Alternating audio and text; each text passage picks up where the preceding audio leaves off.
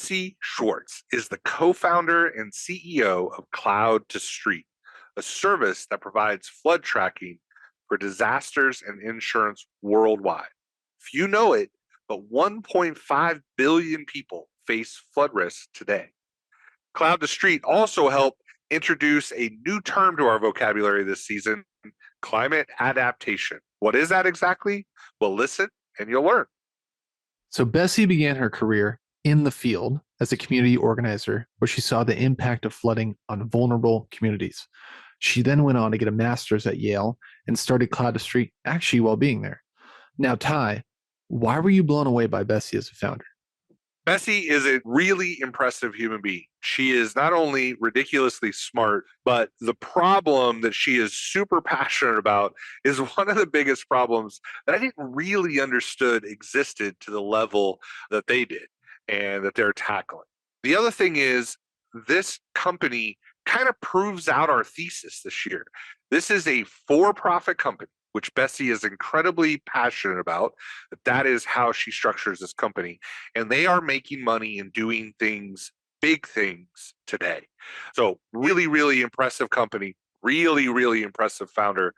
And I think you all are going to learn something amazing from them, just like I did. So stay tuned, stick with us. You're going to love it. I learned a lot too. And we're going to dive deep into what's parametric flood insurance and what makes it sexy.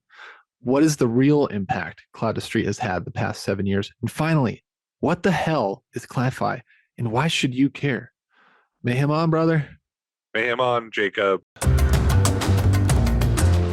Bessie, thanks for coming on the show. It's great to be here. I thought we'd kick it off with talking a little bit about what Neil Stephenson book did you read recently? Did I hear that you read one of these recently?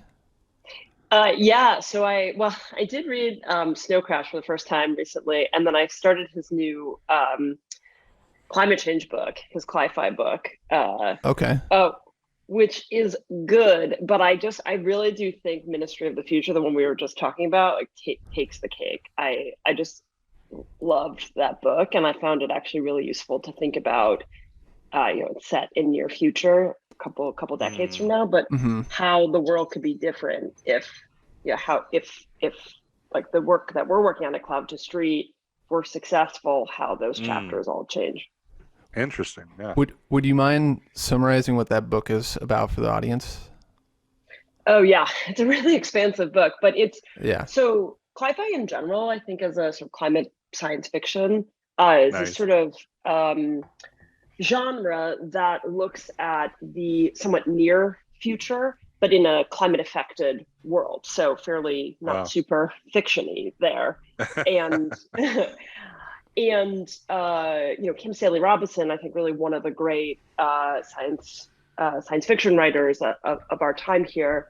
Also interesting, sort of a Marxist kind of PhD in political theory.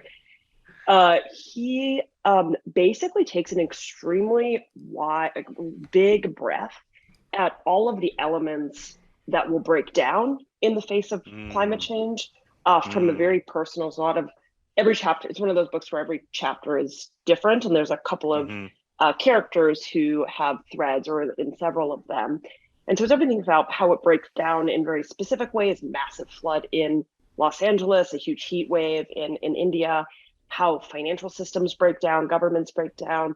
And then it starts to show in a very widespread way the opposite of how we have to and can overhaul various systems everywhere, from how war breaks out and then how terrorism adjusts and changes, to how central banks can change currency in order to adjust or incentivize investments in climate mitigation or clean energy, and everywhere from adaptation plans. India is like a big hero in the book, and it pioneers a lot of agricultural or climate resilient agriculture. So it's a really widespread. I frankly learned about a lot of solutions I didn't know about.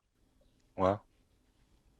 And I just started listening to the book. It got me thinking about things that I never even thought about, when a temperature could get so hot in a city that you're like, oh, I have to think about putting a generator on a roof instead of in a street, because someone could want to take that generator to then power their own AC, interesting. right? Like Yeah. all these little things, or like the temperature of a lake to cool your body. Actually, water absorbs a ton of heat. Like at nighttime, if you try to go take a swim, it's actually warmer than you think. Like it can absorb a lot of heat. Like it's fascinating. We'll link that in the show notes too. Bessie, I thought we could now go into so you guys have a CLI-FI book club, is that right? Yeah. We do, yeah, Okay. at CloudtoStreet, yeah. Very cool. Okay. There should be more of those. Maybe more. I love it. That's Yeah, so I like wild. it too. Yeah. Yeah, it's really fun to think about. And so we read, we actually had to do, it's the Ministry of the Future is a pretty big book, so we had to break it into a couple of book reading sections. Right. But it inspires different ideas at the Yeah. at the company. Yeah. Yeah. And we really encourage folks here to kind of think about various things that may not have anything to do with climate adaptation or the particular work that we do focus on flooding here at CloudtoStreet, but really see ourselves as part of a broader movement when it comes to climate change. Yeah. Yeah. Oh, Bessie, what is it? Can you tell us what does it mean to be a community organizer? We read that this is in training and at heart you can you identify as this. Yeah, definitely. And I think when I said that, I really meant two things. I meant both in terms of how I think about what we call broadly as power building within the company, and then the second, really like how I think about building a business itself. So managing resources, growing resources, developing people. So I guess I'll start. The second one's a little bit more tangible. So an organizer's job, one of the first things you're taught is to organize, that your job is to organize yourself out of a job. You are intended to kind of be in a community or work with a company or in an economy. And the point is to understand kind of where power lies. So how power is functioning within a system, whether it's political, it's brand, it's capital, and then how can you bring together a collection of those resources, namely people power, in order to change those power dynamics in some way. So you're really coming into a situation that you're probably an outsider in, with very little to offer other than helping people organize and kind of redirect power in many ways. And so that's why your job is to, in many ways, just come into the situation, change the system, and then get out. And so very kind of on the second, starting a business is interesting because I remember when my co-founder and I, who her background's in disaster relief work, which has different but somewhat interesting parallels in what I'm about to say, we're like, of course we'd have no resources when starting a business. Like, of course we have nothing to offer except like what we can sort of build from here. Nice. And it's really about empowering the people within the company, whatever their sort of their expertise, their resources, their skill sets, and then organizing ourselves out of whatever the particular job is that we're doing at the moment. So having other people take over. And it's really about leadership development within the company. And so that's how we kind of have thought about running a business. And there's very little crossover between some of the folks that I did organizing with back in the day in the sort of startup world that I'm really feel part of now. But I really think there's a lot of strong skill sets you learn there. But on the first thing, which I think is a little bit of a broader point of thinking about community organizers' perspective on power building, what as I was mentioning, a community organizer really comes into a situation and says not just, okay, why is this problem not resolved? Why is there this market gap? Or why is this community not getting what they need in this moment? You don't just ask that, you ask, what is the system of power around this community that they didn't get their needs or rights met this time, the next time? And then how do I change that larger, more systemic dynamic? And climate change is in many ways a kind of a large version of this. The things that created this crisis, the companies, the fossil fuel industry that created it, is not going to suffer the most in many ways. And so we have to look at the system of power around it. And CloudtoStreet really is a systemic change company. And what we're doing with really fixing in many ways, one very small niche problem of access to high quality information around climate disasters, primarily flooding, we think is really just a catalyst to rebalancing power, primarily around access, not just access to information, but primarily access to capital to adapt to coming disasters and disasters as they hit. Super interesting. And we'll get into that later with the reinsurer market and how that works. How do you changing power dynamics between people sounds pretty dang hard. How do you go about doing that? Is there a playbook, like a principles that you follow? Yeah, I do think it looks different in many different ways, and I think it depends on where you're looking. So let's just take like a very straightforward political economy example. It looks like you could use sort of democratic voting rights in a world in which there's a really high quality functioning democracy. It looks like building up a political will, demonstrating that political will, and all the kind of classic ways you would say. In other ways, it might be changing the brand of a fossil fuel company, or changing the brand around, let's say, electric cars or something, which would then affect the purchasing sort of dynamics of those industries. That can be incredibly powerful. And I think over the very long period of time that I've been working on climate change, that has changed dramatically from sort of what's just seen as from a consumer basis attractive. And like you see huge, like some of the biggest companies in the world now who have to brand themselves as friendly to climate and not adverse to it. And that, when I started my career, was really like a nice to have, if not, and even in some ways like giving into environmental activists if you're saying you're going to be climate neutral, like in some ways a negative thing. And I'd say it's going even further than that on kind of the brand power around climate now,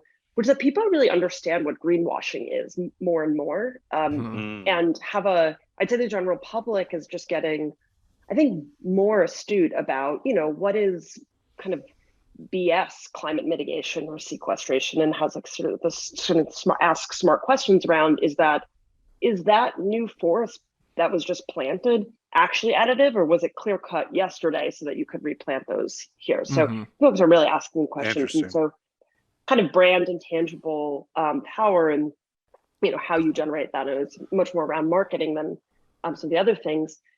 The way that I've really been thinking about it most recently is in terms of access to capital, and might sound like the most straightforward version of power. But, the reality is, if you look at take an example of a country that really needs to adapt to climate change. So take Barbados or so. So an island country really needs to make, and knows it needs to make, massive investments right now in order to protect its shorelines against increased disasters. That money has to be borrowed, more or less, like the money of that size. But as disasters get more intense there, creditworthiness goes down for a country like that. So you're stuck in this kind of catch-22. And if you're a developing nation and you're going to have less access to capital and less of an ability to access it. And so those kinds of how money flows within the system, I think, very much needs to change. So there's, I think, a lot that we can do around financing in order to just be able to survive the next really 10 to 20 years.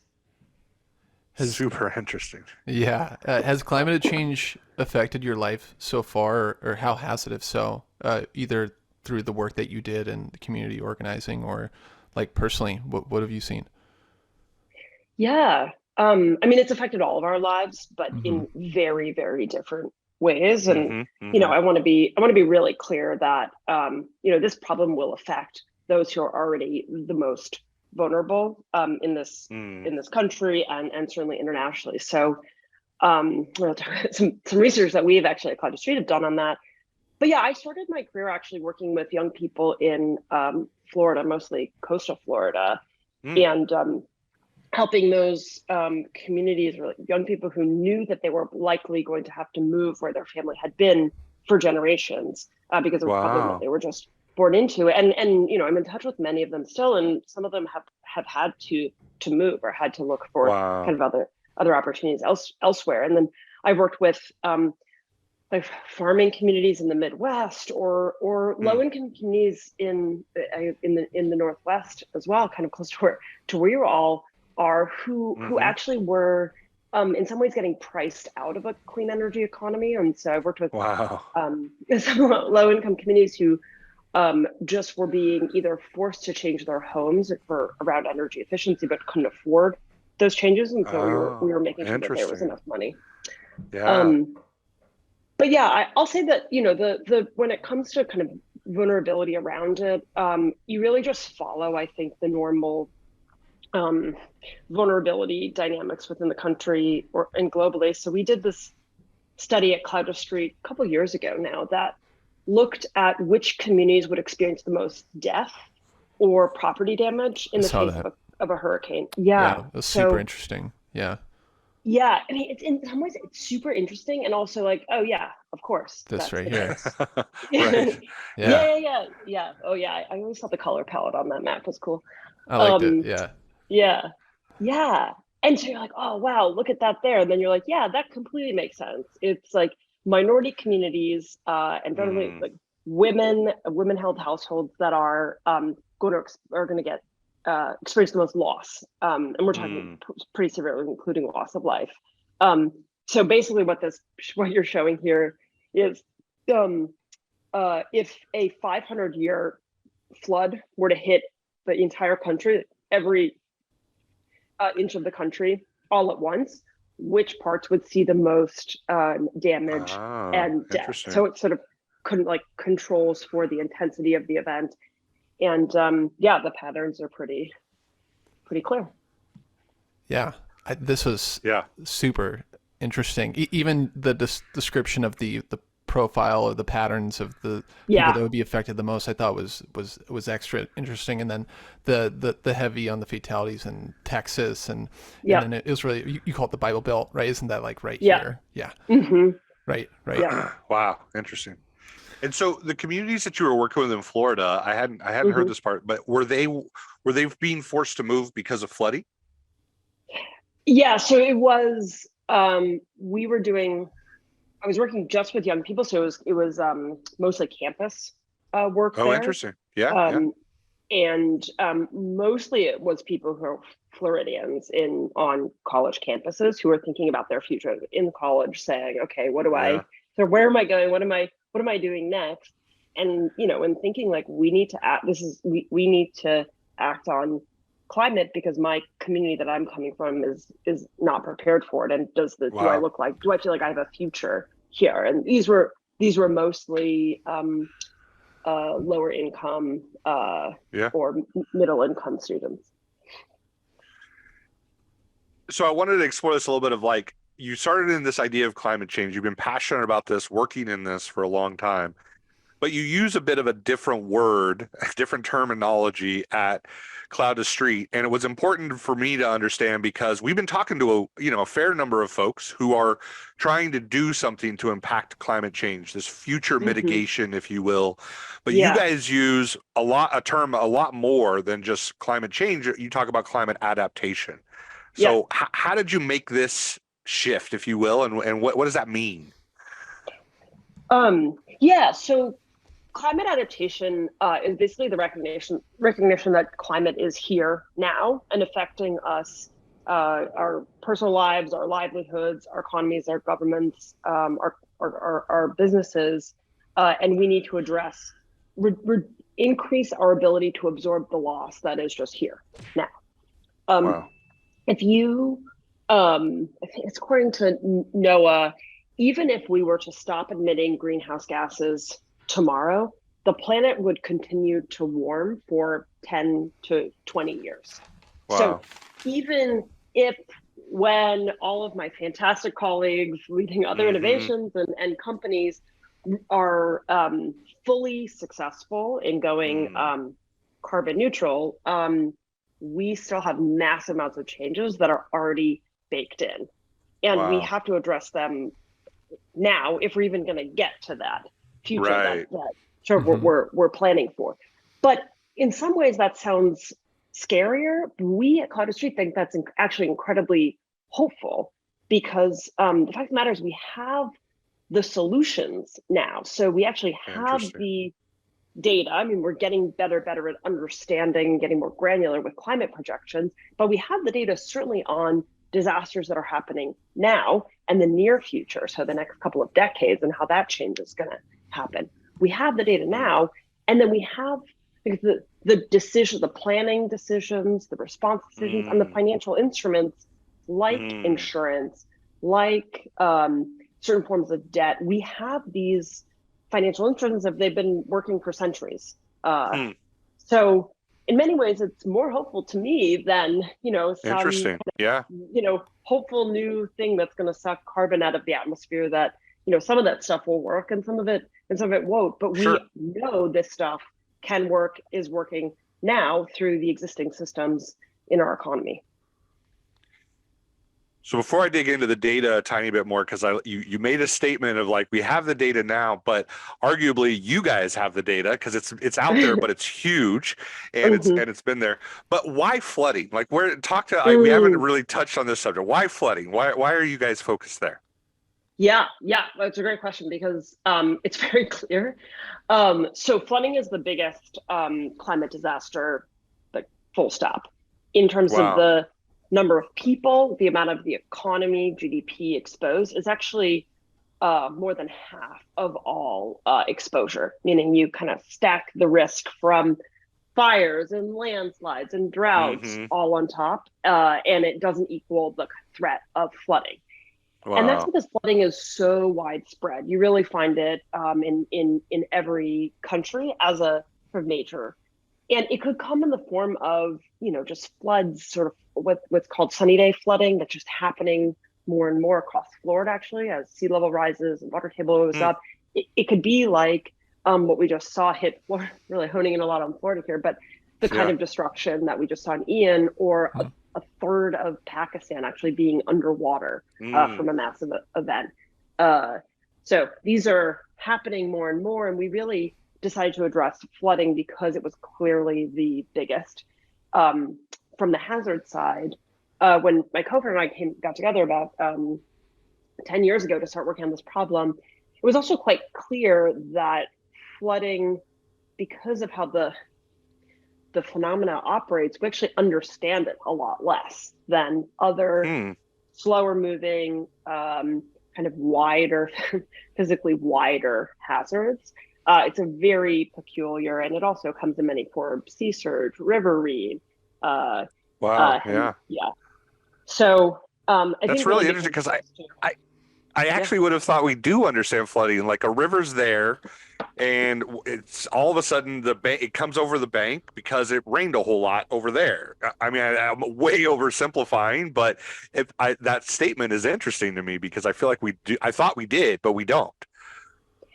Yeah, we definitely know some things, like water definitely runs downhill, but and I'll say, like, patterns of flooding before in a particular area will generally follow true, but any individual flood event, it could be that it rained for really intensely for 2 hours and that created it, or maybe it just rained not that bad, but for 5 days straight over here, and maybe the some change in the urban landscape around the river you were just talking about is redirecting water, not in a great way, but is redirecting it 10 feet to the left, which means it's not going to affect this side of the street, it'll affect that side of the street. So there's a lot of dynamics, and the local aspect of flooding, I think, also is something that folks don't think about all that much, because it could be, in that example, it could be flooding in a really damaging way on one side of the street and not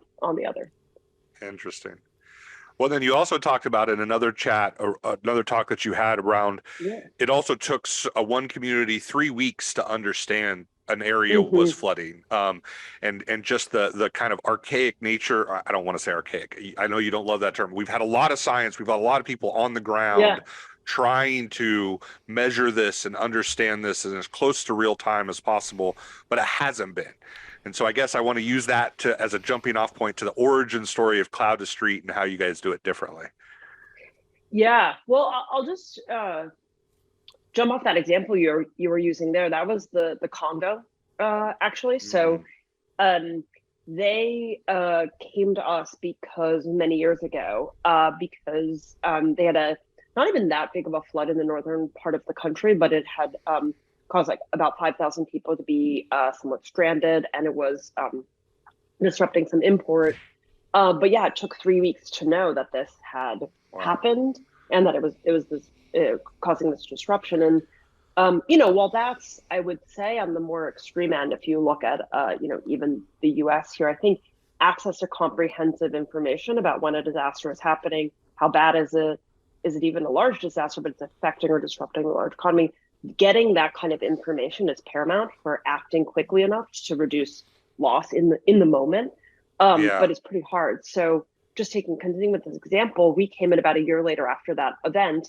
And rather than having basically a gauge base, so there was a sort of piece of ground equipment that says how high the rivers are, we set up the kind of flipped it on its head and was doing an all remote based approach where we were actually just monitoring the entire country every single day, every part of it, to scan for any kind of unusual waters. There's something beyond where water we would normally expect, and went from 3 weeks to about a day to know if an event is happening. And yeah, we're really excited. We're actually going on, I think it's like the fifth year or so that we're now have had the system operating in that country.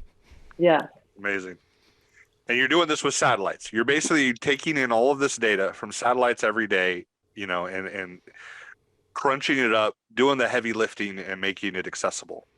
Yeah, exactly. So what we actually do is leverage about 17 different types of satellites, some that are circling the Earth every day, some you got to put in place when you need it.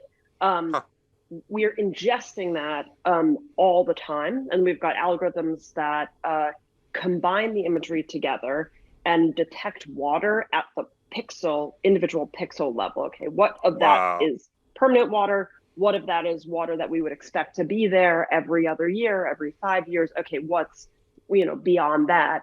And then what is being affected by that? So we essentially take all of that in and in some ways map that flood. And we can do that globally. All of our algorithms are fully global. You actually have to have that much data in order to get to the level of quality that you need. Okay. But then we actually also use other forms of data as well. And while satellites are really, in some ways, the front line or the backbone of this technology because it's direct observation of what's happening, flood maps or satellites can't see everything. They're either not there at that moment, or they're obscured by a cloud, or they can't see something because the shadow of a mountain actually looks quite a bit like a cloud in a satellite image. Interesting. Yeah. And so we use a lot of other data from the ground that will be kind of IoT, so we can get it sort of streaming online, crowdsourcing, news scraping, and we feed all of this other information into the model too, in order to fill in gaps synthetically between the direct observation. And so we get a complete monitoring picture of what's happening now in near real time, anywhere in the world, and then can run that back in time to understand on any given day, either directly through observation or through these interpolated maps, what was flooded 25 years ago, 30 years ago, and then what's therefore likely to happen in the next couple of decades. Taking it from that informative data to predictive data, where you can, that other spectrum where you can really start to be prescriptive about that. So talk to us a little bit about the business of CloudtoStreet. You mentioned a customer, or it sounds like a user, a country of Congo. That's super interesting. But then you've also talked about, these other powers that this data can power, which is these financial tools. Talk to us about the business. What is the business of CloudtoStreet? How do you guys do this?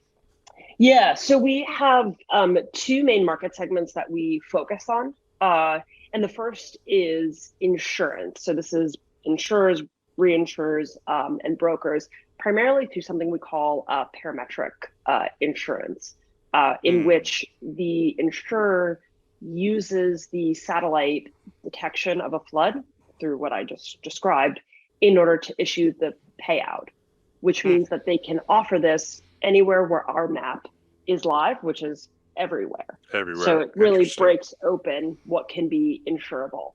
And we're really expanding. About only about 30% of flood losses are actually covered by insurance, and so this breaks open a huge amount of other types of risk and people and places around the world, and expands the market share of flood insurance quite a bit. And our business model is we take a percentage of the premium for any policy, and so it's we're opening up this market for insurers and generating a lot more value, and then they're keeping most of that value. So you touched on this. I'd like to dig into what's the difference in parametric insurance than the insurance any of us might know? Yeah. Okay. It's really fundamentally different. The customer would experience some of the difference, but it really is how the product is designed. So there's really two elements of insurance, right? There's you getting the payout, your home is damaged, or your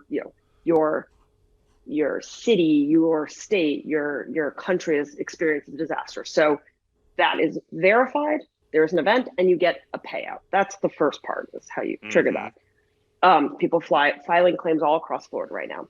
The second is how you actually price that.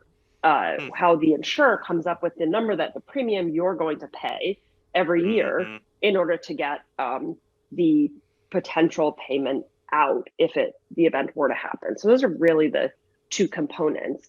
What parametric insurance does is make both of those kind of happen through this external data source. And what I mean by that is, instead of having a field adjuster come to your house or assess the damage manually, we ensure the event happening based on some kind of data proxy. When we map there's an event, it is automatically said, okay, this event is a qualifying event, payment is issued, sort of triggered automatically.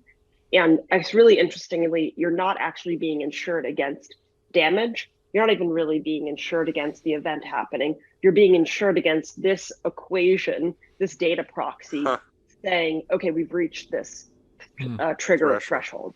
Yeah, and then, so that's how that sort of the trigger, the payment works with it. Yeah. It's remote, can happen automatically. And then we just take that data proxy, the flood detection, and run it back in time to create a probabilistic curve that you can then price the premium on top. So it's really kind of all one joint. Wow. And so this is what, when you talk about using money to help a problem now with a country or a city or someone may need, this is what you're talking about. This parametric insurance gets triggered at the event that you guys help power. So the customer of this insurance is a city or is the country of Congo, and they get money to do what? Now, what are they typically doing with it? Now they've got it, right?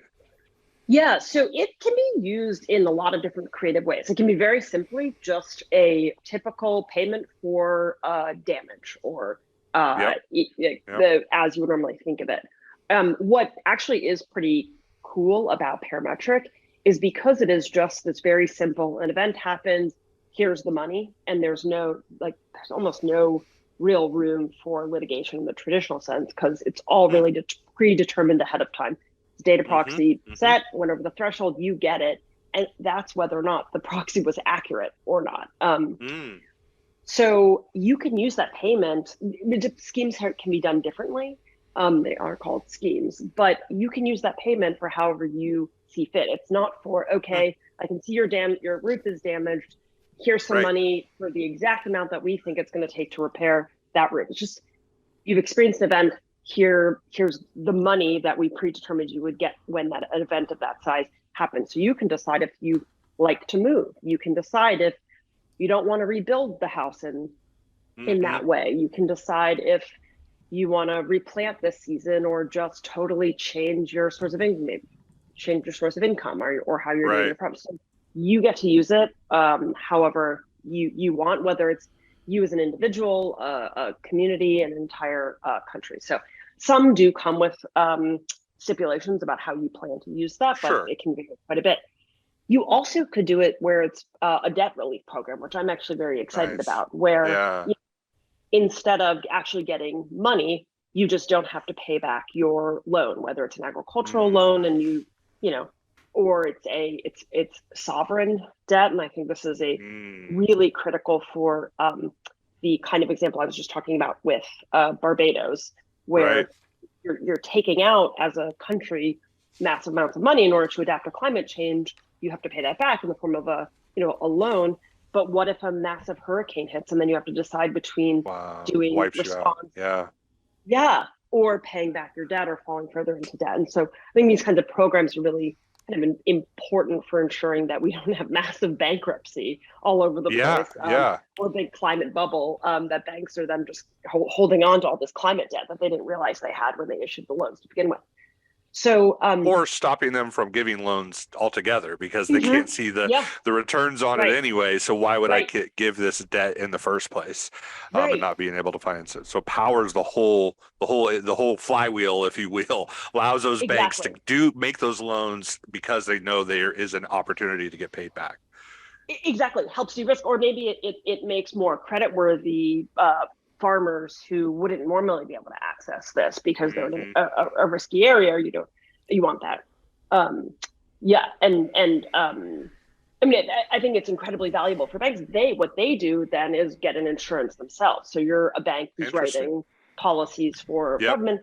You're saying, okay, I don't want to have to not be able to pay, like get my payment back if Barbados. Right. So then you take a insurance policy out, likely with a large reinsurer, who then they pay essentially like Barbados debt in this hypothetical. Yeah. Yeah. So another thing so now we've talked a little bit about the business, these amazing financial things. I think there's two things I'm really excited about when you say that. It helps me understand this idea of climate adaptation. You guys are really powering the right now. And I think this was a cool distinction you made of like climate change is happening. Whether all of these mitigating awesome products and companies out there are wildly successful, it doesn't slow anything down. We still have to deal with it today. Absolutely. These finance vehicles are one of the major tools allowing us to do this, and I think that's super powerful. And not a lot of people. I don't hear a lot of people talking about this at the level that you guys are, and I think that's pretty amazing. Yeah, no, I mean, well, I thank you. I appreciate that, and I do think there's been more and more attention on this as folks come to realize that this thing is here and happening now, and we gotta survive the next 20 years. Right. But also to get to these mitigating points of like, if we take all the carbon out, if everyone goes to an electric vehicle. Right.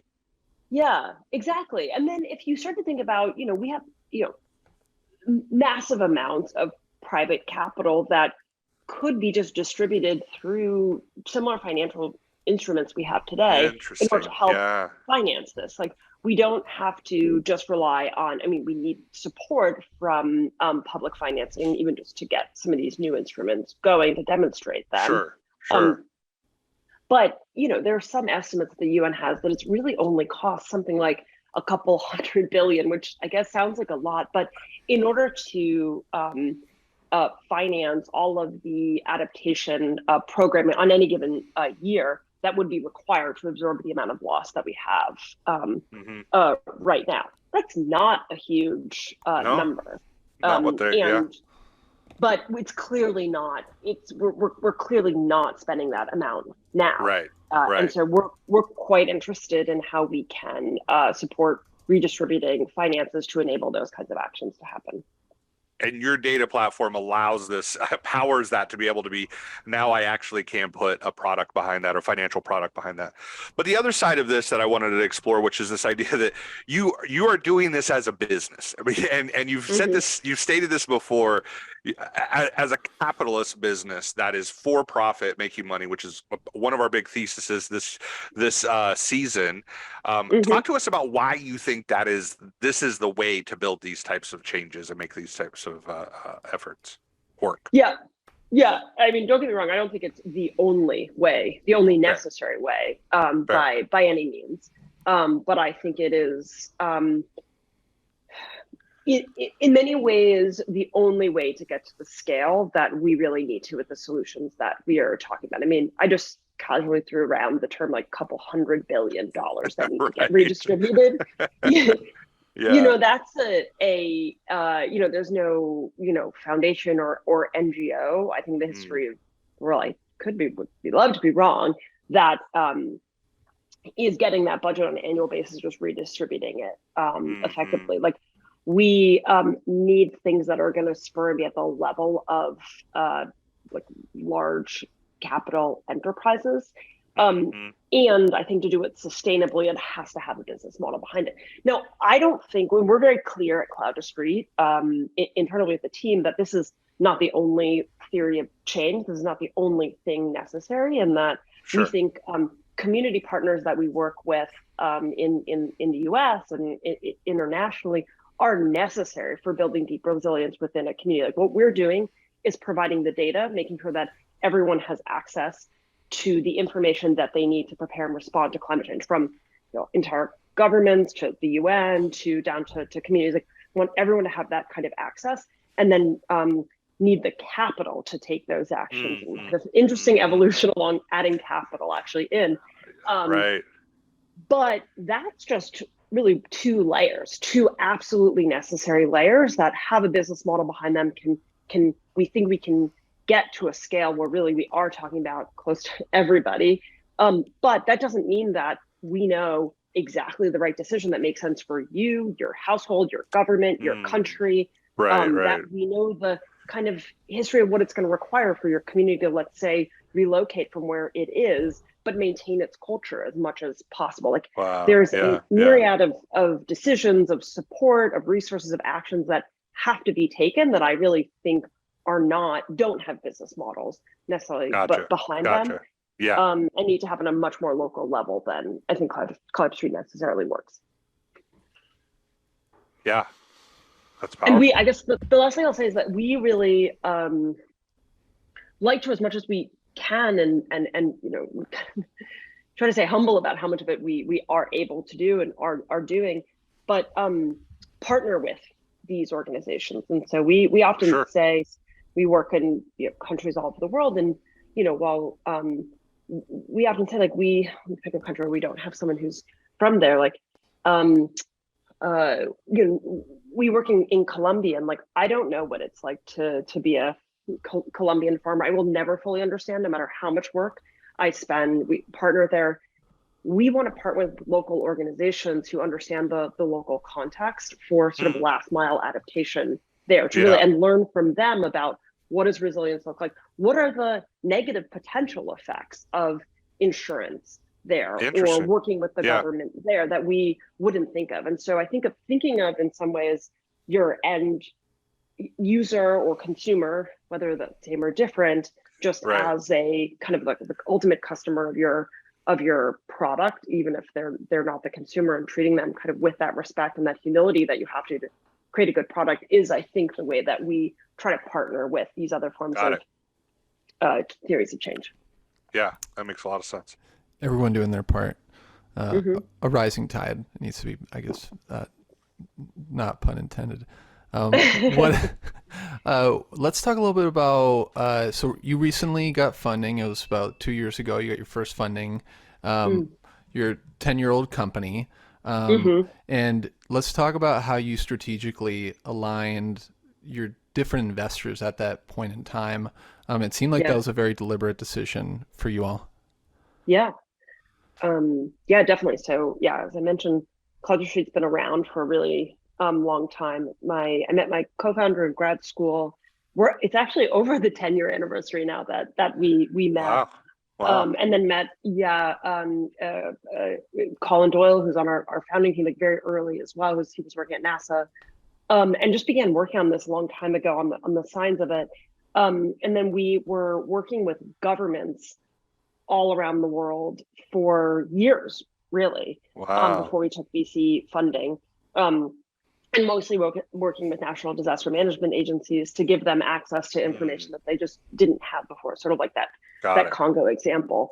And over the years, VCs had, approached us pretty aggressively, let's fund this. And in many ways, it is easier money than other money, especially for a really small company with big ambitions.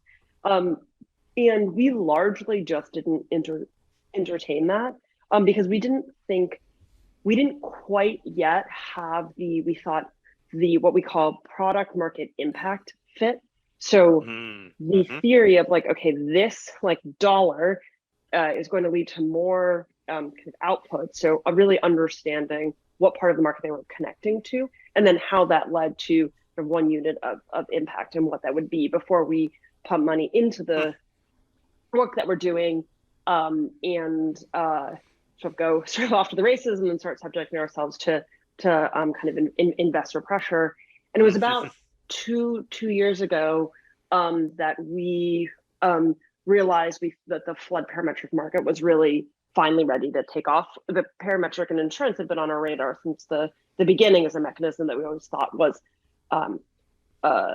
really powerful. But really, I'd say two dynamics changed in our theory of the impact around insurance, and then the market started finally taking shape. And I'll say, I guess first what those two things are is, over the years, we've been working with ministers in various countries, providing them with data. We consistently heard them say, okay, this is great. I can now see that I need to go do search and rescue for that community over there. We need to relocate this community and do this. With what extra money do you expect me to go make these new decisions? Right. We had insurers come to us saying, hey, we've never had high quality data in these locations before that we can really rely on.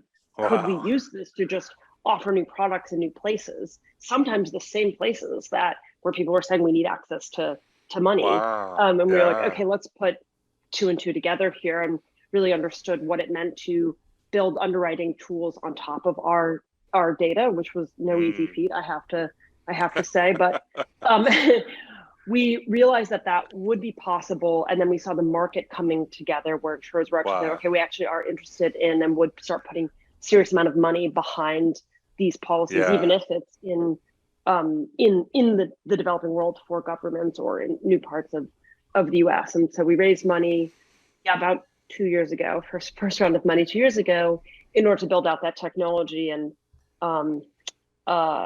it's been a really awesome where we've done that. We've already have products in the market now, and we can say a little bit vague about where that is and who that's with, but it's a pretty sizable amount of premium and people who are now have access to insurance for the first time. Excellent. I love that product market impact fit. I mean, yeah, I wrote that down too. I talked to a lot of people about product market fit, and that's hard. Like finding product market fit is not easy. For sure. Product market impact fit just adds such another vector there that is super interesting. Yeah, but you got to do it. I mean, the elusive product market fit for sure, but you got to do, just like I really believe in or designing your go-to-market right as you're designing your product. Like you've got to start to think about how the sales motion, how this thing actually gets there and is consumed, and how you expand from the very beginning. I think you have to think about the impact component of that from the very start. It's not okay, great, we are like really taking off. Now let me try to figure out how back reverse engineer into how this is going to help someone's life. I mean, that's fine to do. That's many successful businesses. But if you're really serious about it, you have to think, I believe, you have to think about it at the very core of in the beginning, which means product market fit. It's always the beginning. Yeah, no, definitely. And what does the investor landscape look like moving forward for this? It really seems like in this industry you're creating, or that and in a big need you're filling. Like, are there, and do you have a need for more investors within this? Yeah, well, we'll have an announcement coming up fairly soon. That will probably answer the second question there. The investor landscape, I think, has changed in an incredibly exciting way in the last. So we raised about 1.5 years ago, but I'd say about 2 years ago, where climate tech became, I think, just a really exciting and sort of sexy area for investment. And I actually really credit one of our investors, Lower Carbon, I really think was a huge part of pushing climate and climate tech to the real fore of venture opportunities. Pretty big And fund, right? Hundreds of millions of dollars of a fund. Yeah. Mm-hmm. Okay. Yep, for sure. Right. That's big. And Chris Sacca really, I think, pioneered that in many ways, and really took a step back and said, like, this is the biggest problem that's going to face humanity, the economy overall, and there's massive opportunities in that as the entire economy has just overhaul to a clean energy economy. If we have to distribute capital differently in adaptation, or to just absorb loss that we have now, like, this is a huge opportunity for companies that are going to invent the solutions to create this new world. And I've been working in climate change much longer, and I'm always kind of skeptical when massive amounts of money start getting pumped into a new problem or solution.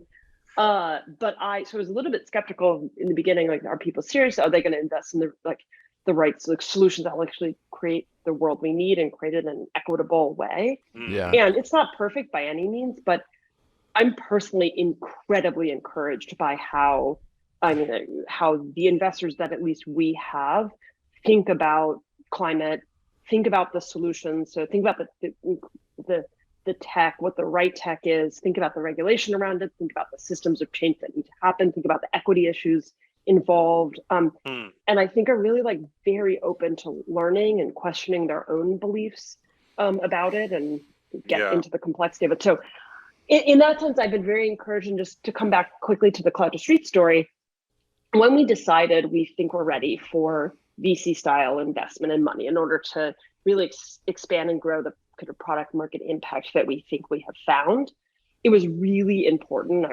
encourage anyone, impact company or not, to just get deep alignment with your investors. It doesn't mean you necessarily share the exact same incentives by any means. Right, like, right. You're not going to be, best friends necessarily, or, come to your kids, like, naming of, but you have to understand what their incentives are, what they're going for, largely Absolutely. money, but they've all got somewhat different. And then you have to be clear about your incentives, kind of what your priorities. So for us, impact at massive scale is the goal. And creating a multi-billion-dollar company is an end to that means. It is, we think, a necessary vehicle for what we want to achieve here. And that completely is aligned. It's not potentially the exact same as all of investors, but it's very aligned. And so when they're pushing us to, in a given board meeting to make a decision in a certain way, I know it's for the health of my vision overall, because we've been clear about it and we'll debate it out, and compromises are made on either side. That's normal partnership. But you have to, in my mind, have that level of understanding and partnership and transparency if this is the right type of direction for you. Right up front. I like that. Well, that kind of leads, I was going to ask this question a minute ago, but you went really into this. I love this, where you brought this back to. So thinking about now new founders, new people who want to go into this space, whether they're activists who have another idea and they're going down what advice or where would you point someone? How would you direct someone starting something today, whether it's what industry or what's the next problem I think they need to tackle, or just some pitfalls that you think they need to watch out for as this landscape has changed in the last decade that you've been involved in it? Yeah. Let's see. Let me give some advice that I think is probably tried and true advice, and see if I can kind of link it to the specific here. So I think when you're starting a business, starting a business is a really particular way to make change, make money, and force change. There's many other ways of doing it. So be clear about what it is you're doing. And if you're wanting to start, it should really come from what insight do you have into a problem? So that's why a lot of founders start with a unmet problem that they've had, either professionally or personally. What insight do you have?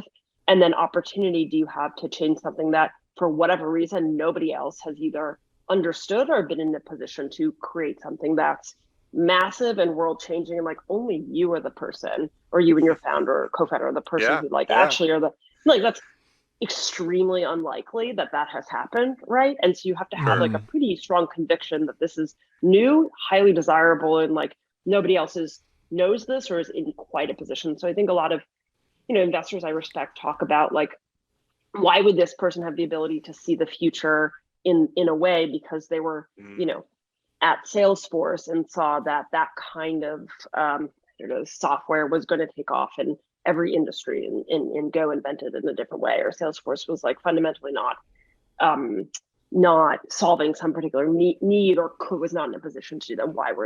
Why are you going to go do that? And for us, Beth and I, her background is in disaster relief work, so she had seen really firsthand why, and what the pain was when communities get left off of disaster aid lists. And then we were in school learning more traditional disaster science, and just realized that like the way that it was done was never going to be able to get to at cost be accessible by people in the kinds of circumstances that she had been in, or the communities that I had been working in the US. And like, okay, we keep making this better and better. And then really at the same time, the other convergence was that computing power, computer vision, and satellites were going up. So it really was that there was a new way of doing things. So it was really a right time, right place that we kind of found. But I think be really, really clear and honest with yourself about whether it's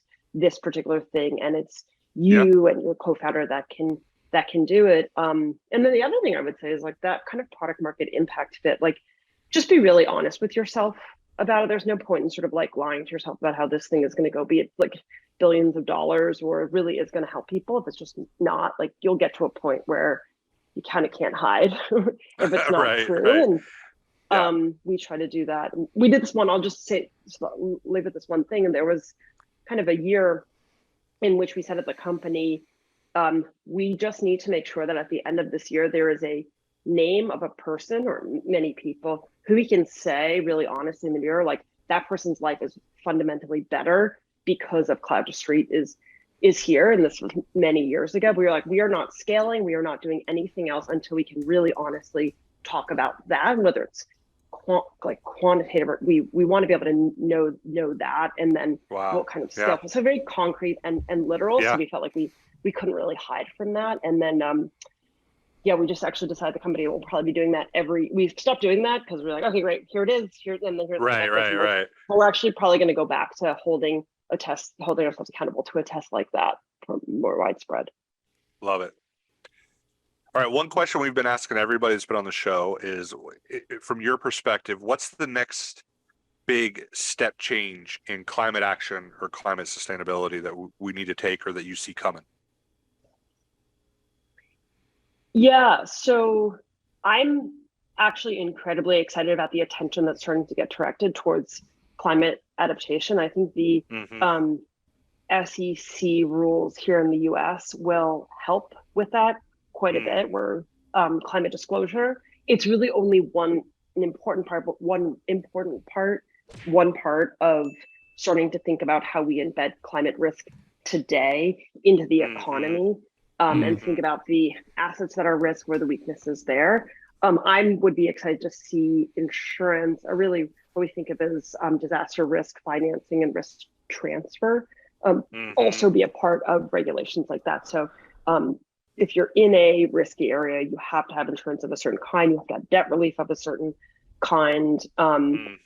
So I'm very excited about the sort of the better climate regulation about climate adaptation today, and I think we'll see just a ton of more attention and financing when that happens. Love it. Like I said all along, this term that you guys have helped me really understand of climate adaptation, I'm definitely seeing the power and the need of like where we're at today, and how do we deal with that today. So I really appreciate it. All right, Jacob. Me too. All right, we're wrapping it up. All right, so I think it's time. Bessie, we like to do something called Rapid Mayhem questions. So okay, got it. Are you ready? Are you ready? I don't think so. Let's do it. Okay, all right. You know a lot of great statistics I saw, so I have a feeling you might do really good at this. All right, true or false, all of them. First one, just 1 inch of floodwater can cause $17,000 in damage to your home in the U.S. in a developed, not an impoverished county or city. I guess I'll say sometimes true, sometimes false. I mean, that really depends on a lot of things. That's true. I'm gonna try to be really precise with these questions because I think you're gonna. Okay. It is false. I got this from the Connecticut state government website. For them, it's a $27,000 in damage to your home from just 1 inch of flood water. So interesting. Yeah, it really maybe on really average depends. There. Yeah. It must be an average. Yeah. Okay. Yeah. True or false? Wetlands in the U.S. save more than $30 billion in annual flood damage repair costs. Oh, I definitely could see that. Okay, yeah. You are right. True. All right, we're 2 for 2. Number three. True or false? Roughly 27% of all urban land in the U.S. is located in the 100-year or high-risk flood zone. Oh, more. I actually had found it said it was 17%. It must. I got this on the American Rivers Connect Association, but maybe it's wrong. Who knows? I bet that. Yeah. Well, my question would be like, what is the flood risk model going into predicting the 100 years? Love it. Right. Love it. Of course you would ask that. Perfect. Is there a very popular flood risk model or organization that is referenced a lot, like in the past 20 or 30 years? So FEMA is pretty much that's what I thought. And federal government is the but there is a bunch of research in the U.S. and then by a couple of other companies. So I'd look at like the First Street Foundation. We're fans of their work, and they've done a lot of work looking at comparing to the FEMA flood map. There's folks are always comparing their model to the FEMA flood model, and I don't think there's like a one particular reliable one, but those FEMA maps govern a ton of regulation in the U.S. Interesting. They actually do reference FEMA in this statistic that I found. So it's there you go. That's it. All right, last one. For every degree Celsius of climate change increase, the amount of water vapor in the atmosphere increases by around 7%. This is definitely not exactly my scientific background, but that sounds true to me. Yeah, it's true. Yeah. It's true. Nice. And for the audience's background, an increase in water vapor in the atmosphere results in more intense extreme rainfall events everywhere in the world, as everywhere, most everywhere. So that's why that's important. All right. Rapid Mayhem questions. The door is locked. They've been closed. You passed. Nice job. You did great. Yeah, you passed. Intense. It was intense for me. I was like, I gotta, Bessie's just so damn smart. I gotta word these right. I gotta get these right. Bessie, we always try to do some sort of call to action. It's paramount in a podcast like this than as others. Like, so climate change is so big, people often feel helpless in helping. So what's the equivalent of what a listener can do, or let's just say any busy soccer mom or any busy young urban tech professional could do? Yeah. Okay. Well, those things are going to be, the first thing I'll say is that we're making a huge amount of progress on climate change. I'd say from just adaptation, where I'm talking about now, like we have the solutions right now to do what we need to do. And then if you look at the progress we've made in the last 10 years, even just in getting to price parity with wind and solar, like this is massive in terms of the like industrial lift that it's been, in terms of the government's role in it. So it is a huge problem and can be overwhelming, but we've been starting to really rise to the challenge. So I'm very encouraged. The thing that a soccer mom can do, whatever that is, or a climate tech professional is, I don't know, maybe a bit different. Like I will just say that if you can, I guess, vote with your job in many ways, that is incredibly powerful. Like you haven't heard that yet. The just part of this new trend over the last 2 years of kind of excitement and intention and really like elevation of climate tech as a real, I think, just exciting industry has been moving a massive amount of talent into the space. And as someone who's been doing it my whole career and will do it no matter what, very proud of kind of the community that's been here for a long time. But the kind of new skill sets we're getting from tech, from engineering to product management, to some of the best folks in finance, like coming over and starting to kind of dedicate their professional energy over here, I think has been a huge, will be a really big accelerating factor to the solutions we're going to see out there. Added talent. Love it. Yeah. Love it too. I remember the CEO, founder of Drones Seed, the other day said something about brain draining some of these other industries into climate tech. I love that term. Yeah. No, that's great. Well, thank you so much, Bessie. Where can we find you? Where can we find Cloud2Street? How do we learn more about this? Yeah, so I'm just on Twitter at Bessie Schwarz with no T, or just CloudtoStreet.ai. We're on Twitter. We're pumping out flood maps that are all available for use. We'll send you the data too if you need it, especially if you're doing search and rescue for Ian right now or anywhere else in the world. So yeah, find us on Twitter, Cloud2Street and me, and then check out our website at just CloudtoStreet.ai. CloudtoStreet.ai. I like it. And open source maps, right? Like anyone can go look at a lot of these, right? Yep, we release a lot of our maps for free. So we've actually released the largest database of flood maps in the world historically. It came alongside of our paper in Nature. And then during major emergencies, we will provide data for folks who are doing, we will release it openly, and then we'll do more for folks who are actively doing search and rescue, even if we're not working in that country. Amazing. People can find those flood maps on your website if they went to CloudtoStreet.ai. Yeah, so I think the most up-to-date ones right now are on Twitter. So just Cloud2Street, and then we actually are about to re-release a new. We have a new website coming for just the free flood map. So that's I think coming in like 2 or 3 weeks. And we'll keep it all up to date. We can probably link that in the show notes. So it'll be a few weeks before we post it. So we should definitely do that. Great. So yeah, live now is a new website. Right. Love it. Bessie, thank you so much. This is what you're doing is so important, and I heard, Ty actually shared this from something he heard that Cloud2Street found you. You were originally just solving a problem. I'm really grateful that Cloud2Street found you. Yeah, well, thanks. This has been really fun. I loved how Beth said that. Yeah, no, I totally agree. Like I said at the beginning, for me, it talked a little bit about what's happening now and what we can do to do things now, and I think it's super powerful. And yeah, totally appreciate all the learnings that you brought to us today. And man, I just feel like I learned a ton, and I feel like stuff is happening instead of thinking about stuff that will come, and I appreciate that. Yeah, exactly.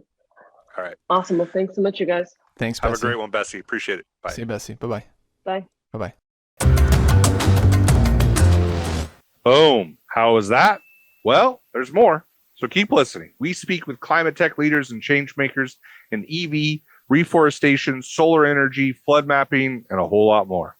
Also, you can give feedback or check out show notes at our website, climatemayhem.com. Thanks for listening, and see you next time.